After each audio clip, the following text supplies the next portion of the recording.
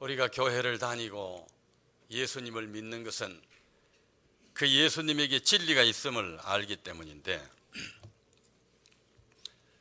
우리 예수님이 진리이시고 그래서 우리가 이렇게 믿는데, 그러면서도 늘 좀 아쉬운 것이 있죠. 정말 내가 제대로 믿는가? 예수님이 정말 나와 같이 해주시는가? 내 기도를 들으시는가? 또 내가 주님께 인정받을 만한 지금 믿음을 가졌는가? 너희가 믿음에 있는가? 너희 자신을 확정하라. 확정이 잘 안 되면 버리고 혼자라 하는 거지. 고린도서에도 있습니다. 자, 이 가장 중요한 것, 뭐 시국도 중요하고 뭣도 중요하지만 그것은 하나의 자극제라면, 오늘 저녁의 이 주제는 실제로 우리가 구원을 얻고 생명이 되고 하는 믿음의 핵심이라 할 수 있습니다.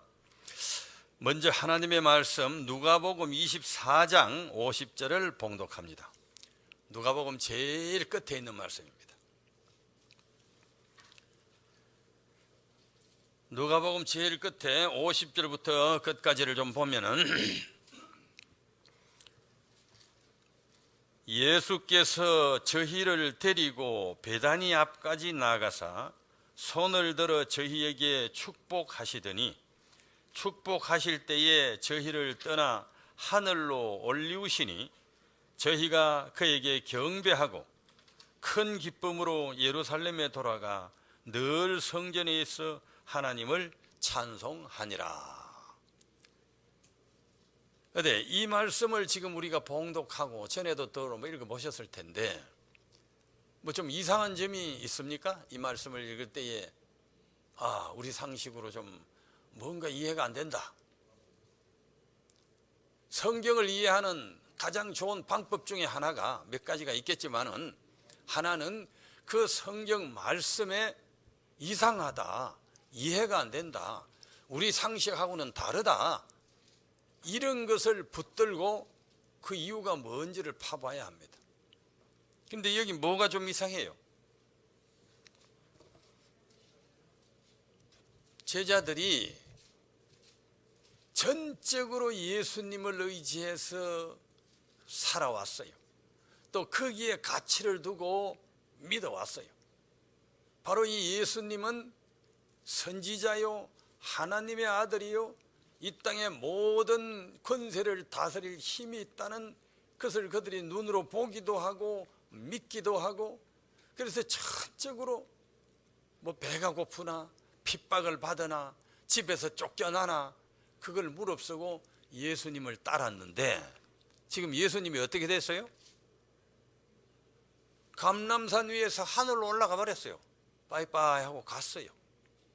그러면 이제 제자들은 우리와 똑같은 사람들이니까 그 기분과 그 상황이 어떻게 돼야 됩니까? 울어야 돼요, 안 울어야 돼요? 절망을 해야 돼요, 안 해야 돼요? 지금 막 고통스러워야 돼요, 안 스러워야 돼요?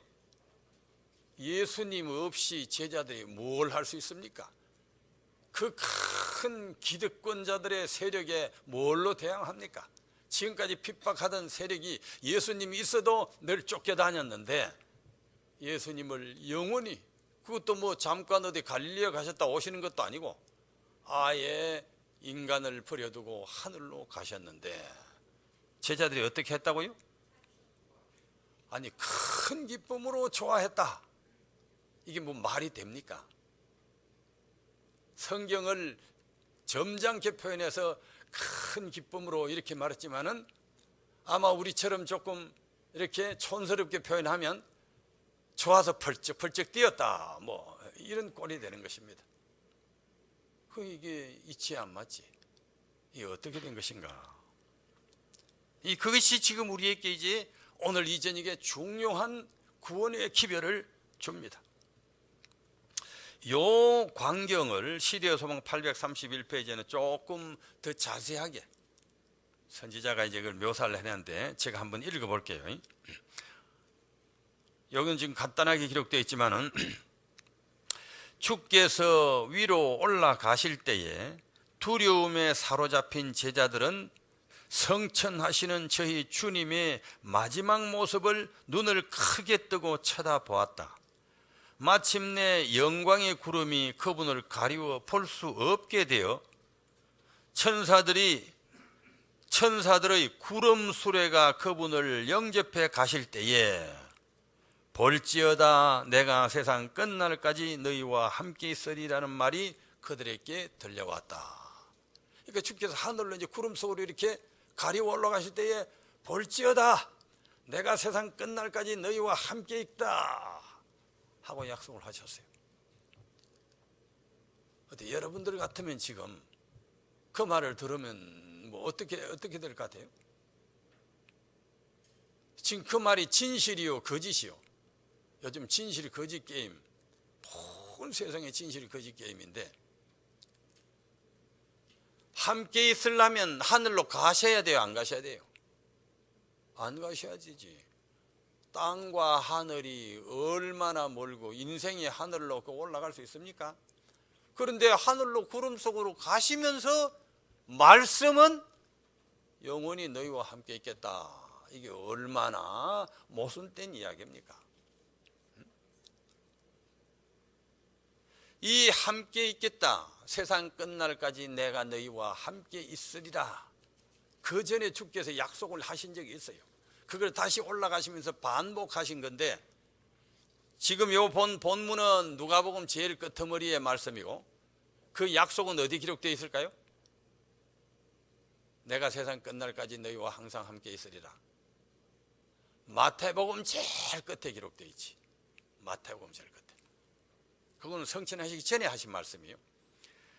마태복음 제일 끝에 그 약속이 있고 가시면서 그 약속을 다시 반복하면은, 그러면 그 정도 말 들었으면 정말 제자들처럼 하늘로 이별을 하셨어도 함께 있겠다고 하셨으니 무슨 수가 생기겠지.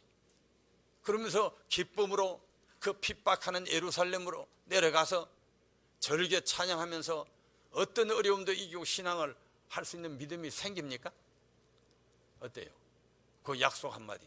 그러면 우리도 그 약속을, 그보다 더 많은 재림의 약속을 가지고 있는데, 우리도 예루살렘처럼 박해하거나 가난하거나 어려운 역경에 이 세상에 처해도 여기서 말한 것처럼 큰 기쁨으로 늘 찬송하면서 주를 기다리고 그렇게 살아야 할 텐데, 어디 기독교인들이 혹은 재림교인들이 뭐 그렇게 합니까? 매일 주께서 함께 하시는 이런 것들이 우리로 하여금 뭔가 연구를 하게 만듭니다. 이게 무슨 뜻인가? 이 약속 하나 가지고 이렇게 할 수가 제자들도 없었어요. 예수께서 세상 끝날까지 같이 있겠다고 하시는 이 말씀을 위해서 그 전에 예수님께서 제자들에게 많은 교육과 증거와 설명과 이해를 시키셨어요. 그것이 요한복음 14, 15, 16, 17 이렇게 쭉 나오는데, 그 요한복음의 그 대목이 주께서 십자가에 돌아가시기 얼마 전에 제자들을 마지막으로 훈련시킨 내용들이에요. 제자들을 더욱 이렇게 아주 수습한 그런 내용이에요. 자, 요한복음 14장 16, 18절에 이렇게 말합니다. 이미 이제 그 전에 십자가에 달리시기 전에, 하늘로 올라가시기 전에 제자들에게 이 헤어질 것, 이런 것에 대해서 교육을 시키시고 어떤 믿음을 가져야 되고 내가 지금 어떤 진리를 말하는가 말씀하시는데, 내가 아버지께 구하겠으니 그가 또 다른 보혜사를 너희에게 주사 영원토록 너희와 함께 있게 하시리니 그는 진리의 영이라. 세상은 능히 그를 받지 못하나니 이는 그를 보지도 못하고 알지도 못함이라. 그러나 너희는 그를 아나니 그는 너희와 함께 가시며 또 너희 속에 계시겠습니다. 내가 너희를 고아와 같이 버려두지 아니하고 너희에게로 오리라. 이게 너희를 고아와 같이 버려두는 것이 아니다. 내가 영원히 너희와 같이 하겠다. 그리고 또 성령 다른 보혜사를 보내서 세상 사람들은 모르지만 너희는 알 수 있도록 같이 하는 능력, 증거, 도움을 주겠다. 그런데 이 말 그럼 몇 마디로 제자들이 이해를 했을까요? 아닙니다. 16장에 보면은 그런 교육을 받고서도 이제 한 2장 뒤에 나오는데 16장 16절 제자들이 주께 반문을 합니다. 뭐 자꾸 주께서 떠나신다. 그래도 내가 너와 같이 있는 것이다. 아니 떠나면 같이 안 있는 것이지 어제 떠난다고 하시면서 같이 있다고 하십니까? 또 주님 가시고 나면 아무것도 없는데 뭘 누구를 또 보낸다고 하십니까? 제자들도 오늘 우리들처럼 오늘 이 교인들처럼 쉽게 이 문제가 이해가 안 돼서 신앙이 늘 불확실했어요. 우리에게 필요한 게 뭡니까? 지금 이 순간에 필요한 게 뭡니까? 예수님이 나와 함께 하신다는 확정, 확신, 그보다 더 중요한 게 어디에 있겠습니까? 여기 있는 모든 분들도 마찬가지고 우리 같은 동료들도 비슷할 겁니다. 주께서 나에게 같이 하시고 나를 인정해 주시는 내 길을 인정해 주시다면 여러분 불 속에 들어갈 수 있겠어요, 없겠어요? 다 들어갈 수 있을 겁니다. 문제가 어디 있는가? 지금 내가 확정하고 가고 행동하고 믿음 갖는 이 일들이 정말 주께서 온전히 인정하고 같이 하시는 길인가? 그 믿음이 없어서 아마 못한다 하실 거예요. 자, 16장 16절에 보면 제자들이 이렇게 묻습니다. 조금 있으면 너희가 나를 보지 못하겠고 또 조금 있으면 나를 보리라 하시니, 제자 중에 서로 말하되 우리에게 말씀하신 바 조금 있으면 나를 보지 못하겠고 또 조금 있으면 나를 보리라 하시며 또 내가 아버지께로 감이라 하신 것이 무슨 말씀이니까? 여러분도 이 문제, 주께서 우리와 같이 하신다고 하는데 어떻게 같이 하시는가? 하늘에 가셨다고 하는데 정말 우리에게 무슨 도움을 주고 무슨 응답을 해 주시는가? 이런 것에 대해서 좀 확정하고 싶고 분명히 하고 싶고 체험하고 싶지 않습니까? 그래서 제자들도 이렇게 질문을 하는 겁니다. 살아계실 때도 그랬어요. 제자들이 우리와 같아요. 자, 그런데 그 대답이 이제 16장 22절 나온다고 볼 수 있어요. 22절, 23절. 주께서 그런 제자들의 질문에 어떻게 대답을 하시는가? 16장 22절. 지금은 너희가 근심하나 내가 다시 너희를 보리니 너희 마음이 기쁠 것이요 너희 기쁨을 뺏을 자가 없으리라. 그날에는 너희가 아무것도 내게 묻지 아니하리라. 내가 진실로 진실로 너희에게 이르노니 너희가 무엇이든지 아버지께 구하는 것을 내 이름으로 주시리라. 이게 대답이 됩니까? 이 우리의 궁금증은 참으로 중요하고 우리 모두의 가슴 속에 정말로 알고 싶은 것인데, 체험하고 싶은 것인데, 제자들도 그랬는데 그 큰 질문과 필요와 궁금증에 주께서 채워주신 대답은 이것입니다. 이것으로 대답이 됩니까? 우리가 그런 확정을 얻었습니까? 정말 주님을 떠내보는 것도 제자들처럼 기뻐하면서 그 역경과 그 박해 속에서도 신앙을 할 수 있는 용기를 얻으셨습니까? 아멘 안 하십니까? 아직은 안 해야 돼요. 사실은 뒤에 이제 설교를 듣고 해야 돼요. 지금 아멘 하신 분은 이미 이걸 깨닫고 평소에 그런 신앙을 하시는 분인데 그거는 정말 바람직한 일이고 아니 우리의 이상 로망입니다. 자, 이게 무슨 말인가? 16장 22, 23절에 내가 떠난다고 하고 다시는 보지 못하고 하고 그리고 또 다시 너희를 본다.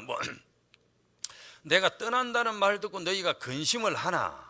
왜냐하면 너희도 사람이고 너희도 육체라 눈에 안 보이면 그저 힘을 잃고 그러니 너희가 근심하나 이 말입니다. 지금 요한복음 16장 22절을 지금 해석하는 겁니다. 그러니까 내가 다시 너희를 보리니 이는 무슨 뜻입니까? 떠나고 그래서 근심을 하는데 다시 본다. 부활해서 너희 눈앞에 나타난다. 죽음이라는 영원한 이별, 그 강을 건너서 와서 다시 너희를 본다 이거요. 너희를 보리니 그때는 너희의 마음이 기쁠 것이요. 와, 엄청 기뻐. 큰 기쁨. 부활이 있구나. 분명하구나. 우리가 죽음의 이별을 할지라도 주께서 우리를 살려서 이렇게 다시 만날 수 있구나. 주께서 증거해 주셨구나. 그래서 큰 기쁨과 그 어떤 부활의 확정을 가지게 될 것이요. 그때는 너희 기쁨을 뺏을 자가 없으리라. 여러분, 주께서 분명히 우리를 부활시켜 구원하시고 예수님을 다시 보게 해주신다는 그 분명한 증거가 제자들이 주님의 부활한 걸 보고 만져보고 같이 고기 구워 먹고 걸어다니고 했던 정도로만 체험을 하면은 여러분, 세상 살아가면서 뭐 이런저런 뭐 일을 닥친다고 기쁨을 잃어버리겠어요? 안 잃어버리겠어요? 예? 안 잃어버리지. 그런 정도. 그래서 제자들이 어떤 것도 이제 그 기쁨을 뺏을 자가 없으리라. 그 날에는 그리 부활한 것을 보고 너희가 믿음이 그리 확정된 그 날에는 너희가 아무것도 내게 묻지 아니하리라. 왜냐하면 이제 증거가 충분하기 때문에 더 이상 궁금한 게 없으리라. 내가 떠난다는 말, 다시 너희를 본다는 말, 너희와 영원히 같이 한다는 말, 이 말의 뜻을 체험으로 다 깨달았기 때문에 더 묻지 아니하리라. 내가 진실로 너희에게 이르노니 주님이 거듭 강조하셔 이르시기를 너희가 무엇이든지 아버지께 구하는 것은 내 이름으로 주시리라. 내가 하늘에 가고 헤어진 것처럼 보여도 이 땅에서 내 이름으로 구하는 것은 다 주시리라. 요때쯤에는 이제 아멘, 나도 그렇게 믿습니다. 주님 그렇게 되기를 원합니다.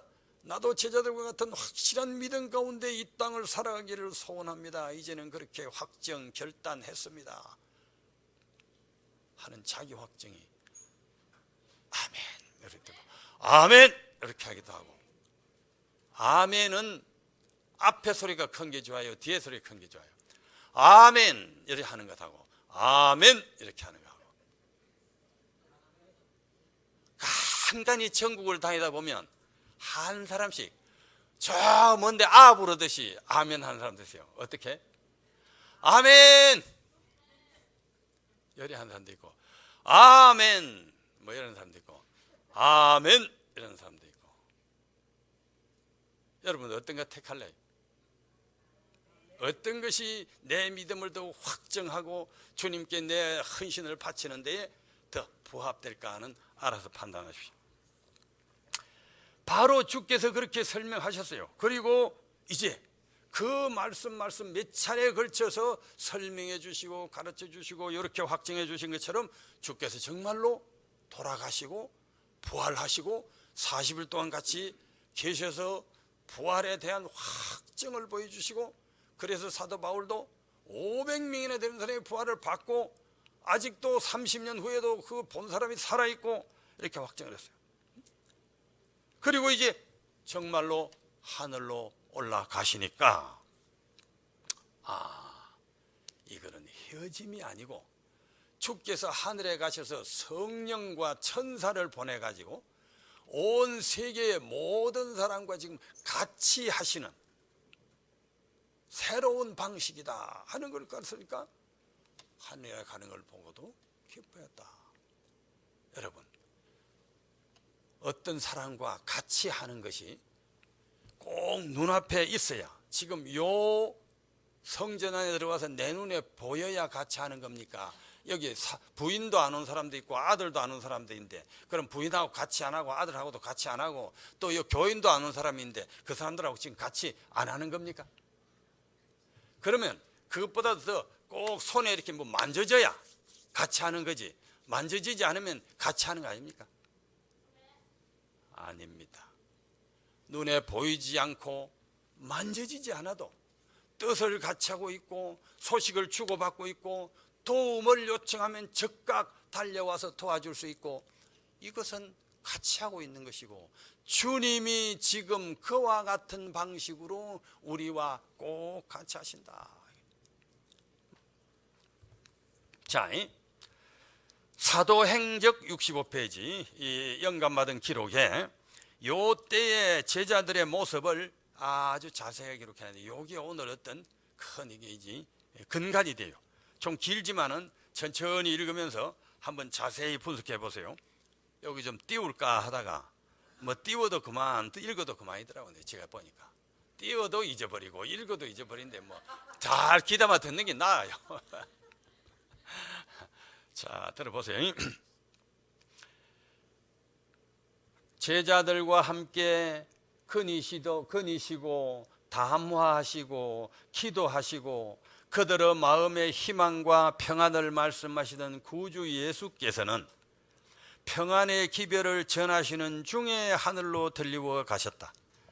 천사의 수레가 그분을 영접하셨을 때에 볼지어다 내가 세상 끝날까지 너희와 항상 함께 있으리라는 말씀을 그들에게 하셨다. 그분은 인성을 쓰시고 그대로 하늘로 승천하셨다. 자, 그러나 그들은 그분이 여전히 그들의 친구와 구주로서 하나님 보좌 앞에 계실 것과 그분의 동정심은 변치 않을 것과 그리고 고통당하는 인류와 영원히 하나가 되실 것을 알았다. 체험으로 아는 거예요. 확실히. 그들은 그분이 당신의 피의 공로를 하나님 앞에 보이시고 당신의 상하신 손과 발을 당신이 구속하신 사람들을 위하여 지불하신 대가의 기념으로 보이실 것이라는 것을 알았다. 이런 생각입니다. 그런데 그게 확실한 거예요. 그들로 하여금 그분을 위하여 당하는 비난을 굳게 참을 수 있게 하였다. 그분과의 연합은 그가 몸소 그들과 함께 계시던 때보다 떠내보낸 이후에 더욱 강화되었다. 이 말이 놀랍죠? 함께 옆에 있는 것이 훨씬 연합이 더 강화되지. 그런데 더 강화되었다. 속에 들어온 그리스도의 빛과 사랑과 능력이 그들에게서 비쳐나와 바라보는 사람들을 놀라게 하였다. 구주의 성천 후에도 사랑과 빛이 충만한 하나님이 같이 하신다는 의식이 여전히 제자들과 함께 하였다. 아멘입니다. 예수께서 우리와 같이 하시는 방식이 이런 방식이지, 뭘 성령을 통해서 받으면 뭐 솔라 룰라 뭐 방언하는 것, 또 무슨 뭐 병을 척각 고치는 것, 이런 것이 있을 수가 있어요. 어떤 특수한 경우 복음을 위해서 주의 영광을 필요할 때 역사에 보면 조금 있을 수가 있기는 하지만 평소에 일반적으로 성도들에게 성령을 통해 주께서 같이 하시는 방식은 지금 본 이대로 제자들이 했던 그대로 자기 가슴 속에 주님이 하늘에서 다 보고 계신다. 그 다음에 우리가 이 땅에서 기도하고 어렵고 뭐 하는 것을 다 도와주신다. 자, 이렇게 할 수 있어. 이 지금 본 말씀들을 다 요약을 해서 정리를 해보면 지금 우리가 예수님과 함께 하신다는 그 확신은, 제자들이 가졌던 그 확신은 첫째로 주님이 살아 계셔서 하늘에서 우리를 다 지켜보시고 우리의 사정을 세세히 알고 계신다. 사실입니까? 100% 사실입니까? 여러분도 믿으십니까? 자, 이것. 또 하나는 뭔가 하면 이것입니다. 그런 예수 그리스도께서 무한한 동정으로 약속하신 성령과 천사를 보내어 우리를 도와주고 계신다. 우리의 필요, 영적 필요를 채워주시고 도와주신다. 하늘에서 알고만 계시는 것이 아니고 성령과 천사를 보내셔서 우리가 필요할 때, 우리가 너무 심한 시험을 당할 때 도와주시고, 또 어떤 영광을 드러내기 위해서, 영혼을 구원하기 위해서 필요한 것을 실제로 하늘에서 도와주신다. 제가 이 자리에 있지만은 전화를 통해서 아들도 도와주고 또 손자도 도와주고 돈 척각 보내면 도와주고 할 수 있는 것보다 더 주께서는 하고 계신다. 믿습니까? 예, 이 주님이 같이 하시는 방법. 또 한 이 확신은 어떻게 얻을 수 있는가 하면 우리 속에서 성령이 역사하는 거룩한 마음을 느낌으로 확신을 한다. 성령이 우리 속에 들어오시고 성령은 예수님의 영이고 그 성령이 들어와 우리 속에서 거룩한 충동과 활동을 하는 바로 그 확신, 그 느낌, 그것으로 주께서 같이 하시는 것을 확신할 수 있다. 그리스도께서 우리 안에 계시는 것은 성령으로 말미암는 것이며 믿음으로 마음의 성령을 받아들일 때에 곧 영생이 시작된 것이다. 바로 성령을 통해서 지금 우리와 같이 하시고 그래서 알고 계시고 도와주고 계시고 손에 잡히지는 않고 눈앞에 보이지는 않다 할지라도 바로 우리 아버지께서 우리의 어떤 보호스께서 우리를 지켜주고 보호해주는 것처럼 우리와 같이 하시는 것이 틀림없다 이 말입니다. 뭐 성령이 꼭 뭐 이적을 일으키고 뭐 병을 고쳐주고 뭐 방언을 하고 뭐 이래야만이 주께서 같이 하시는 것이 아니라 지금 이 성령을 통해서 같이 하시는데 이 성령이 우리 속에 계시는데 성경에 각 곳에 나오죠. 너희 속에 계시겠습니다. 그러면 우리 각자의 심령 속에 어떤 분이 성령입니까? 어떤 분이 와 계시는 그리스도이십니까? 어떤 분이 우리 속에서 지금 예수님의 일을 하고 계십니까? 이것이 중요한 핵심입니다.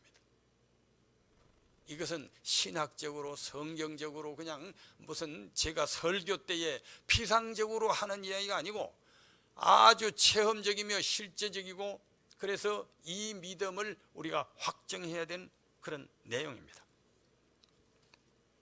자, 요 문제는 성령론이라 해서 우리가 책도 뭐 없이 많고 또 그동안에 무슨 사경 내지는 무슨 성경 공부도 여러 차례 했지만은 그 모든 것을 종합해서 아주 실제적으로 체험적으로 제가 쫙 이렇게 간추려 봤어요. 수십 년 연구를 통해서. 자, 들어보세요. 이걸 들은 어떤 분들이 상당히 아주 명쾌하다 이렇게 했는데 우리 속에 들어오신 예수님 즉 성령이 어느 분인가 그분을 알고 그분과 같이 지내고 그분 말을 들으면 예수님과 같이 교제하고 있는 것이요 제자들이 몸으로 예수님과 같이 했을 때보다 성령으로 같이 할 때 더 아주 확실했다 하는 것, 그런 믿음을 우리도 가져야 되겠다 하는 것입니다. 실제로 우리 속에는 크게 세 영으로 구분할 수가 있어요. 뭐 여러 논리가 있어요. 우리의 심령 마음 속을 뭐 하는 수많은 학문도 있어요.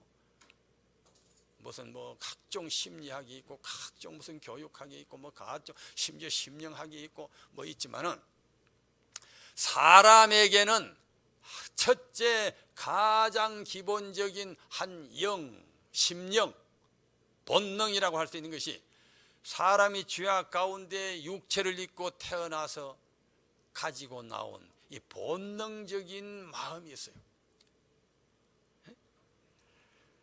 바로 어떤 뭐 성욕, 식욕도 있고 또 어떤 자기 교만, 뭐 자랑, 자기 과시욕 이런 것이 인간으로 태어나서 누구나 태어날 때 본능적으로 가져오는 소위 죄악적 본성입니다.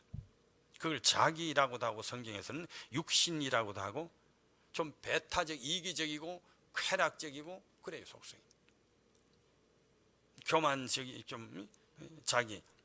이것을 자기의 영, 그 본능에서 나오는 각종 생각이 있어요.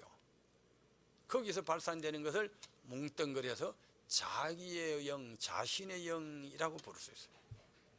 우리가 여러 가지 마음 가운데 일어나는 모든 이 생각들이나 충동이나 뭘 중에서 많은 부분이 여기서 다 나온 것들입니다.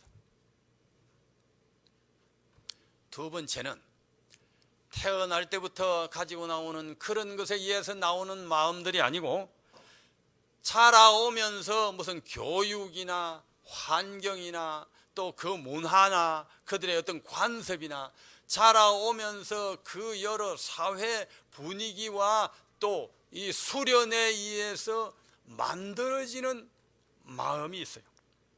그걸 세상의 영 뭐 이렇게 말할 수 있는데, 그래서 무슨 그게 대표적인 도덕, 무슨 교양, 체면 이런 것들이 이제 거기서 만들어지는 거예요. 예를 들면 우리나라 같은 데서 한 부부와 한 부부 같이 살아야지, 한 남자가 여자를 한 셋이나 마누라를 두고 1방, 2방, 3방 이렇게 살면 안 되잖아요. 그런데 그것이 당연하고 그것이 자랑이 되는 문화권이 있는 거예요. 그런 거는 자라나고 나서 외부에서 교육에 의해서 어떤 관습에 의해서 생겨나는 마음들인 것입니다. 그런데 이런 문화권에서는 그걸 하면 어떤 죄의식이 생기고 남 부끄럽고 뭐 이렇게 되지만은, 그런 데서는 그게 자랑이 되고, 이런 그 마음들이 어떻게 생기는가, 이것을 갖다가 세상의 영이라고 뭉뚱그려 이름을 붙일 수 있어요. 사람의 심령 가운데 일어나는 각종 여러 작용들 가운데 자기의 영, 세상의 영, 바로 이 사회생활하고 세상에 사는 데는 이 두 가지 영이면 충분해요. 살아가는데 아무 지장이 없어요. 그래서 자기의 영을 아주 쾌락적이고 본능적이고 유격적이고 뭐 이기적이고 무슨 교만적이고 이렇지만은, 세상의 영으로 남 눈치도 좀 봐야 되고, 교육받을 때 그것이 선이다 악이다 좀 배운 것도 있고, 뭐 이런 것 가지고 적당히 이렇게 통솔을 하고 다듬고 하면은 사회생활, 교양 있는 생활, 도덕적인 생활 모든 걸 해서 이 두 가지 영이면 충분합니다. 그래서 성경에 방금 읽었지만은 요한복음 14장 17절에도 바로 세상에서는 그 다른 영을 알지 못하고 이 두 영이면 충분하다 이렇게. 그런데 이 두 영 외에 예수님을 알고 자기 죄를 깨닫고 교회에 나와서 성경을 자꾸 읽고 배우면 다른 한 마음이 생겨요. 영이 아주, 이거는 양심적이면서 또 이타적이면서, 자, 어떤 사람이 한 달에 한 500만 원씩 월급을 받고 있어. 여기 장희동 교회 어느 여집사님이, 앞에 앉아있는 여집사님이 이제 그렇게 받고 있는데, 어떤 그 시골에서 온 또 한 이 집사님이 남편도 죽고 뭐 아들도 나이가 많은데 장가도 안 가고 뭐 이렇게 취직도 제대로 못하게 사는데, 언제 이렇게 머리를 휘날리면서 찾아와 가지고, 집사님 말하기가 부끄러운데 쌀 한 2대만 좀 빌려주세요, 이제 이렇게 하면은, 여러분 그럼 이제 쌀 2대를 해서 보자기에 싸줬어요. 그러면 아까 세상의 영 정도를 가지고 있는, 사회생활하는데 지장이 없는 사람 같으면 이제 그렇게 하면 어떻게 돼요?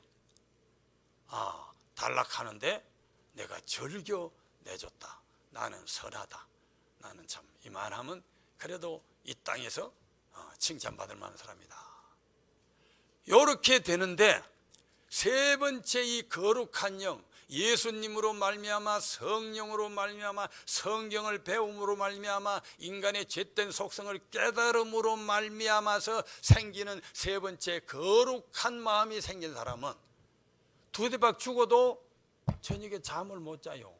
왜 못 잘까? 대답해 보세요. 여기 누구 대답해 봐요. 왜 잠을 못 자나요? 단락하는 거 잘 줬는데, 돈도 안 받고 그냥 줬는데. 말씀해 보세요. 내가 저리 어려운 형제가 있는 걸 그동안에 몰랐다니, 내가 집사 자격이 있나? 내가 이렇게 잘 그래도 나는 꾸며놓고 사는데 내가 부끄럽다, 자랑스러운 게, 아까 두 영만 있을 때는 어떻게 돼요? 나는 선하다, 나는 이 정도는 한다, 그래도 자랑스러웠는데, 거룩한 영이 들어오니까 내일은 한 말을 가지고 가서 좀 더 드려야 되겠다, 이런 마음이 생기는 거예요. 성령, 무슨 성자요? 거룩할 성자라.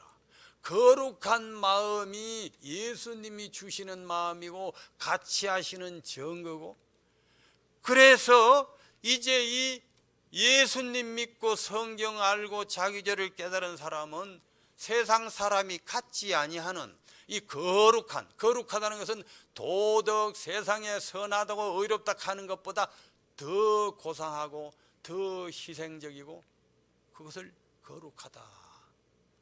거룩은 하나님, 신, 절대자 앞에 선을 행하는 차원을 말하는 것입니다.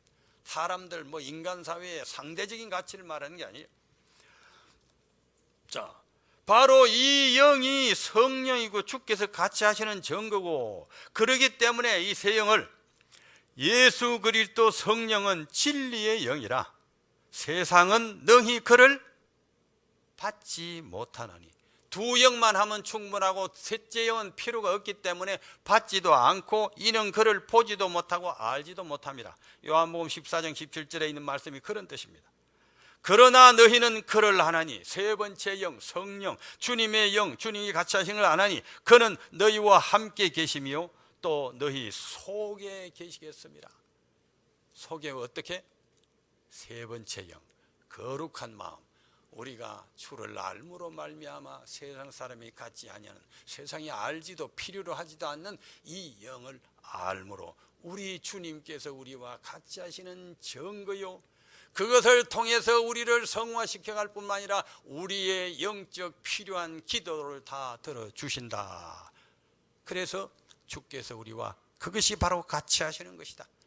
우리가 같이 하신다 하는 것을 대강은 알고 교회에 많이 나오면 많이 듣고, 그래서 어느 정도는 아는 것 같지만은 자기 가슴속에 그것을 확실하게, 그래서 어떤 어려움이나 역기나 사회생활 할 때에도 그 힘으로 능히 이겨나가고, 좀 이렇지 못한 경향이 있는데 이제 이후로는 우리가 더욱 기도하고 확정해서 그와 같이 하시자, 이것입니다.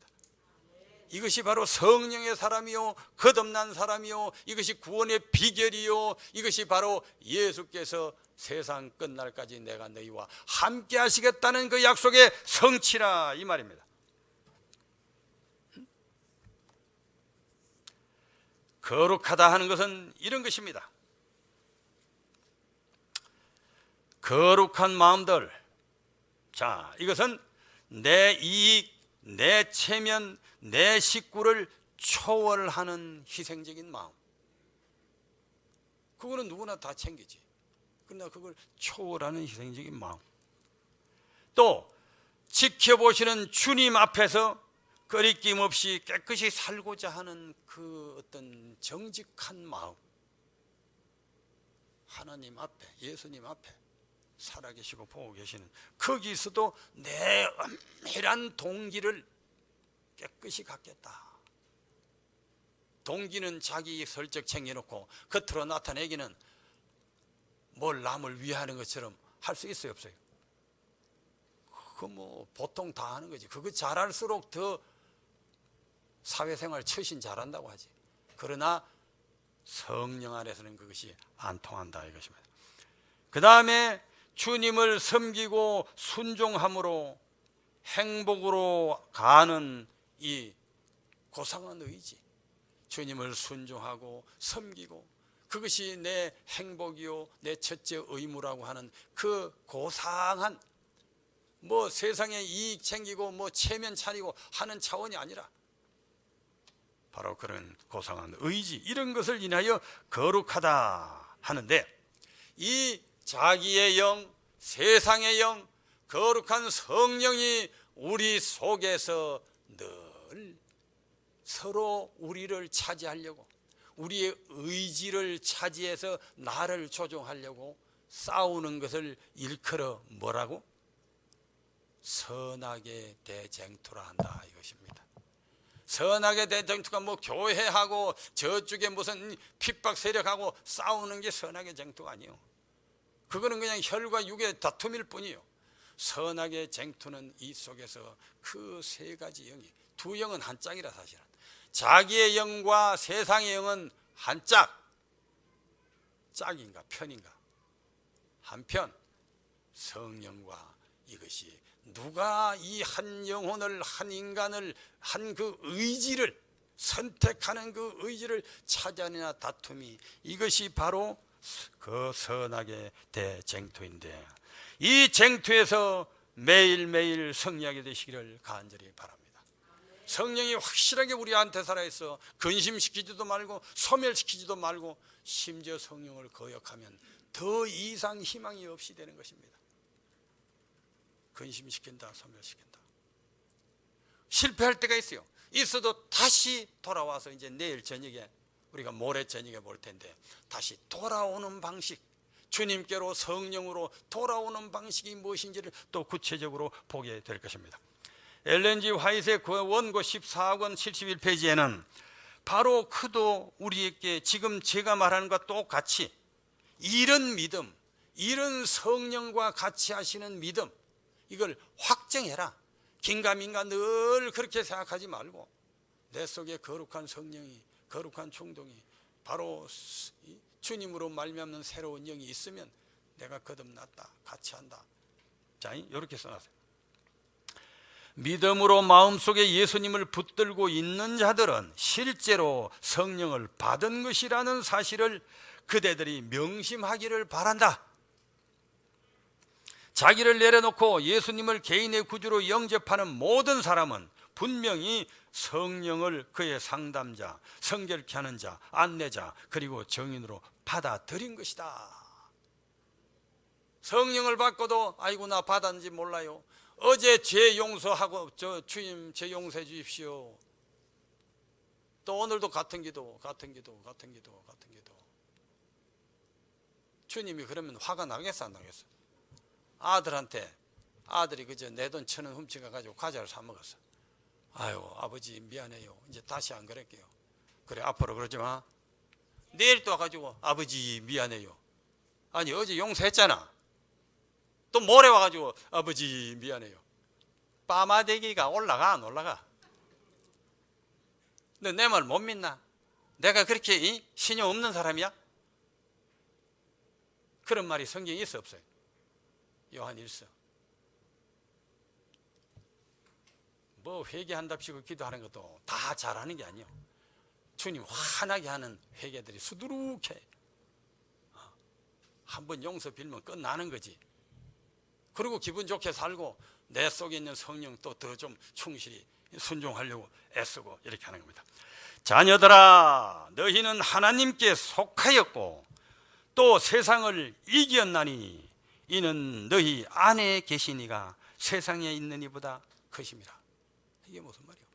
우리 안에 거룩한 성령으로 보이지 않게 같이 와 계시는 그 주님이, 내 속이 얼마나 작은 가슴인데 이 속에 들어와 있는 그분이 세상의 일루미나티, 예수회, 무슨 빌드버거, 저 큰 세상을 다스리는 세력보다 크고 이기신다.